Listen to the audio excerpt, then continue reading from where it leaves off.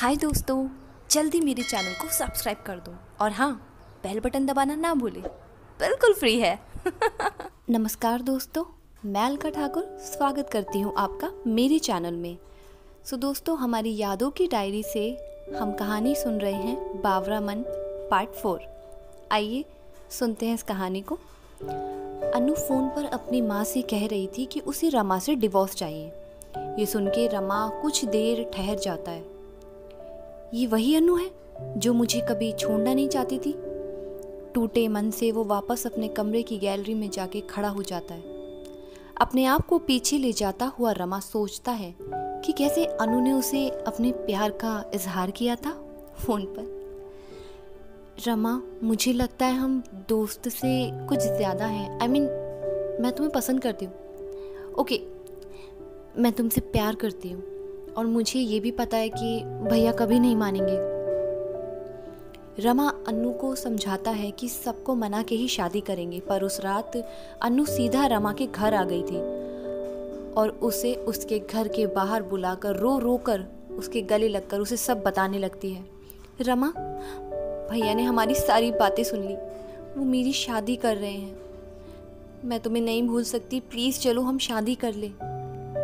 रमा उसे चुप करवा रहा था कि तभी रमा की माँ वहाँ आ गई थी और अनु से मिलके वो एक तक रमा को देख रही। रमा की माँ ही वो शख्स थी जिन्होंने रमा को हौसला दिया था और अनु से शादी के लिए कहा था। शादी के 1 साल तक अनु सिर्फ रमा के प्यार में पागल थी। उसका ऑफिस से आने का वेट करना, उसके साथ खाना खाना, रूठना मनाना, और आज वही अनु डिवोर्स मांग रही है। इसका मतलब हमने शादी बिना सोचे कर ली, या अनु का प्यार दिखावा था, या फिर वो उसके झूठे वादे। गुस्से से भरा हुआ रमा सीधा अनु के पास जाता है, पर वो देखता है कि अनु अपने सूटकेस में कपड़े लगा रही थी। रमा को अंदर आता देख अनु उसे कहती है, मैं जा रही हूँ अपने घर, तुम किसी काम के नहीं। सही कहा था भैया ने कि तुमसे शादी होने के बाद मुझे पछताना पड़ेगा। रमा ये सारी बातें सुनने के बाद बड़े धैर्य से कहता है, वाह अनु, सही कहा तुमने, पर ठीक है, टेंशन मत लो, तुम जो चाहती हो वैसा ही होगा। डिवोर्स पेपर घर पहुंच जाएंगे तुम्हारे।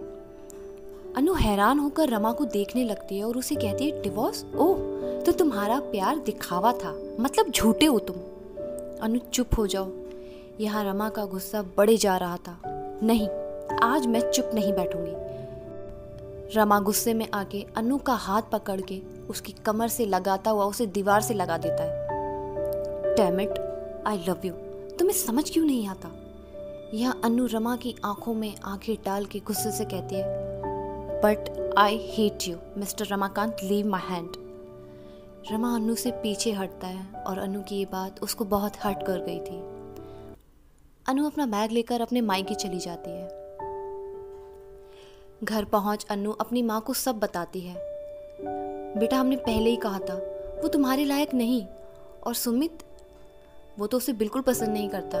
अनु अपने कमरे में जाके लेट जाती है, जहाँ उसे बीती बातें याद आने लगती है। कैसे रमा शादी के बाद कोई ना कोई बहाना ढूंढता था अनु के पास आने का और बार बार उसे एहसास दिलाता था कि वो उससे कितना प्यार करता। सुमित शाम को ऑफिस से घर आता है तो अनु को देख के पूछता है, ये यहाँ क्या कर रही है माँ?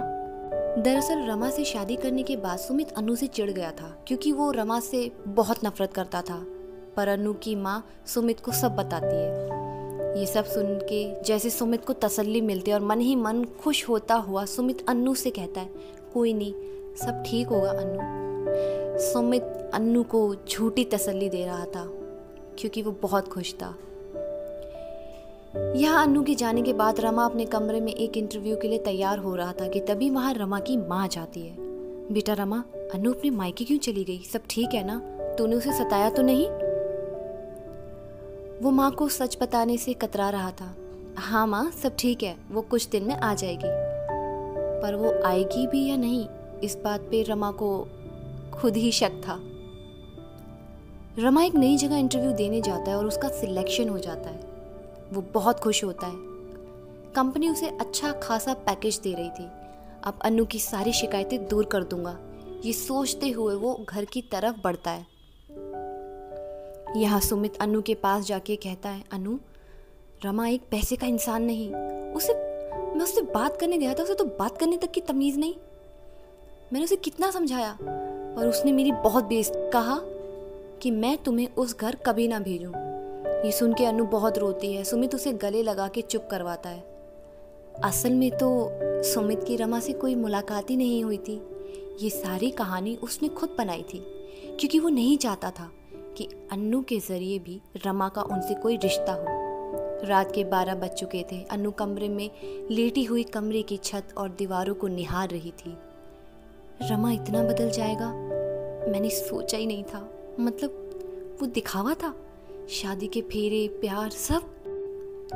यहाँ रमा को अन्नू की बहुत याद सता रही थी। वो मन ही मन सोचता है कैसे अन्नू एकदम छोटे बच्चे की तरह जिद करती थी। पर तभी रमा को याद आता है, माँ मुझे रमा से डिवोर्स चाहिए। ये तो अन्नू ने ऐसे ही गुस्से में कह दिया था, पर रमा को ये बात लग गई थी। क्या सच में उसे डिवोर्स चाहिए? क्या सच में अब वो मुझसे प्यार नहीं करती, वो मेरे साथ नहीं रहना चाहती? इन सवालों में घिरा हुआ रमा मन ही मन बहुत परेशान हो जाता है और वो कोशिश कर कर अन्नू को एक कॉल करता है। सो दोस्तों, प्लीज़ मुझे कमेंट करके बताना कैसी लगी आपको ये प्यारी सी लव स्टोरी। जानेंगे इसके अगले पार्ट में अन्नू और रमा की दिलचस्प प्रेम कहानी के साथ। तब तक ध्यान रखें, मिलते हैं हम इसके अगले वीडियो में। Take care.